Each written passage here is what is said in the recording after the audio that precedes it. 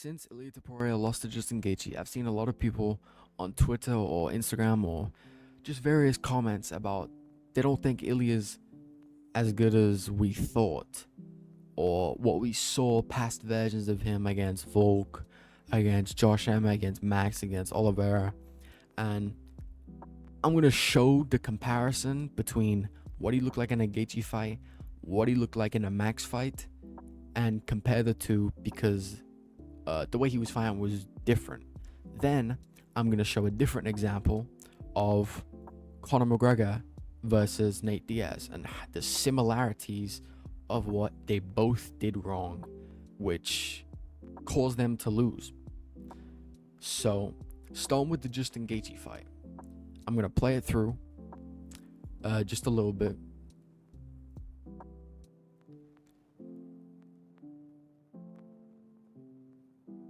So he comes out already in this defensive position. He's not doing any punches yet, but he is backing Gaethje up. Not with any offense, just with moving forwards. He's still backing him up, doing the same thing in this defensive posture with all of his weight on his back foot. So if he was to get hit, he would kind of be off balance because there's no weight on his front foot. Like that, he would go back, which isn't good because he can just get hit again. He can just keep getting hit. Gaethje could let off a combination and just get hit.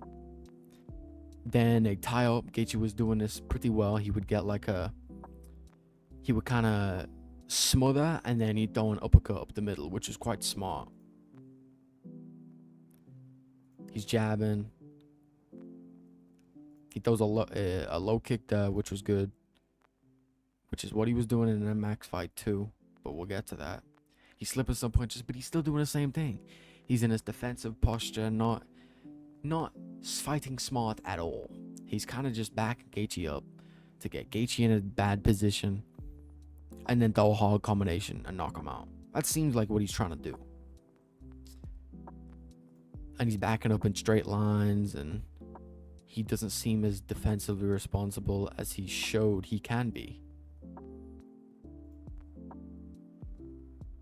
Getting hit with an uppercut, moving back in a straight line, constantly getting forced to reset.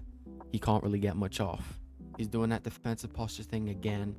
He's more in an offensive stance now than a defensive stance. Like he's trying to get something going. Throws a low kick again. He gets jabbed. He still hasn't really let much off. He gets Gaethje in a backed up. He throws some hard. He misses because Gaethje moved his head. So he's already throwing hard. He's not setting anything up. He's just backing him up and trying to throw hard. Now let's go to the Max Holloway fight. How he starts here. Notice his stance straight away. He backed up in a straight line, but still notice the stance. He's got his hand up to block. He's not super far on his back foot. He's got his weight distributed pretty well throughout his feet. He's not getting in a super defensive position or stance with his hands super close to his face trying to block. He's using his feet.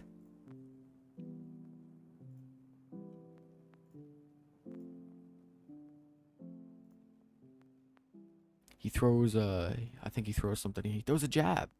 He doesn't throw a hard 1-2. He throws a quick jab. Not a hard jab. Doesn't use a lot of energy. Just to see what Max is going to do. Is Max going to back up right to the cage? Is he going to try and move out? Is he going to try and counter?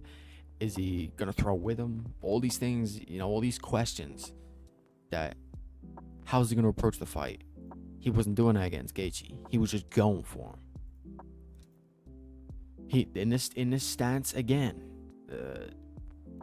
compared to, let me see if I can find a good example of rather than this stance than that, if If he was fighting like he was a Max, he would be at a distance. He wouldn't be just slowly coming forward with no offense. He would throw a quick jab, throw a quick jab, throw a quick jab. See how Gaethje reacts. Gaethje trying to throw a right hand? Is he trying to counter? Is he trying to move? Then build off of that. So he's fighting drastically different. He's in the Gaethje fight, as I already said, he's trying to just knock the guy out quick. He's underestimating him. He's trying too hard. He's trying too hard to just do one thing instead of just fighting.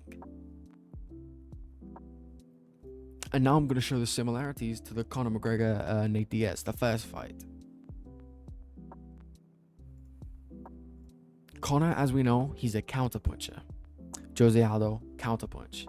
He will, normally if you watch his fights, the Eddie Alvarez fight, on his rise, he didn't really have to do much to get these guys out. He kind of, like Denis Silva, he didn't really have to do much against a guy like that because he's not a threat. And it worked out for him. If Denis Silva was a much durable, a much better fighter, it probably wouldn't have been as easy just committing as it was. Not to say Nate Diaz is a great fighter, because I don't think he's that good. He's just really durable. He's a welterweight or a welterweight lightweight. This was a welterweight, which Conor had just fought at featherweight and then moved up to welterweight, which is crazy, against a durable, what people call cardio machine. He's doing a bunch of movements. He's switching stance. He's bouncing around. He doesn't really do that. He'll pressure quick, but he won't really waste energy, and he's already kind of showing like he's overconfident. And he blasts the left hand, hard left hand. Kind of the same thing Topuria was doing in this fight. He was just blasting. As soon as he got a range, he would blast something. Just trying to knock the guy out. Got him in a bad position. Throwing hard punches.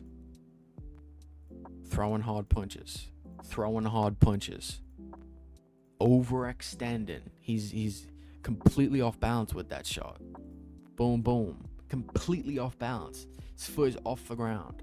He's completely putting all of his weight into these punches.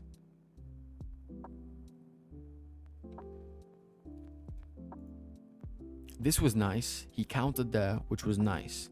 But Nate took it. He took it on the chin. And Conor still blasting. Wasting I don't know about wasting a bunch of energy, because he is landing and doing damage. But he's using too much energy. He could throw something just quick or something sharp instead of overdoing what he could do in a effective way. Because they're both trying to just do the same thing. But in this fight, or for Conor's sake, the Eddie Alvarez fight, or even the Aldo fight, which wasn't long, but he wasn't forcing anything. Conor even talked about it in this interview after the Aldo fight, about how people force their punches and that it can be seen from a mile away. A lot of people force their shots, and I honestly believe power is an illusion. It's the perception of power is like if it's tense and squeezed, but to me that can be seen a mile away. So I just like to place and just let it go. It's 4-ounce gloves. You just need to tip the chin. And then his next fight, he is doing the complete opposite of what he's talking about here. He's forcing his punches. He's tensing up. But in the Aldo fight, I think he came out, he threw a knee teep or a knee stomp. Then he threw a quick 1-2, and then it was a counterpunch. Clean on the chin. Same with the Eddie Alvarez fight. It was, he came out, he pressured a little bit more in that fight. And then it was he threw like a quick 1-2 or a left hand. And then he got Eddie to overextend and overreach and started countering him. He didn't really He didn't force anything. Like he talked in the interview, he didn't force anything. It's always the counters. This fight, he was countering, didn't have as much effect, but he was still blasting hard shots that he didn't need to be doing. Look, jab, left hook. I'm sure if this was the Justin fight, he would have threw left hook, right hand, left hook, and would have missed. Because he's not just trying to knock Max out. Derry landed a quick one too, but that wasn't even hard. That wasn't even all that hard. That was boom, boom. It was quick. Just a quick combination. But yeah, that's the comparison on and the difference between the way Ilia fought. So it's not that Ilia is not as good as we thought. I think he was overconfident. He underestimated Justin Gaethje. It's simply he just didn't fight to his best ability.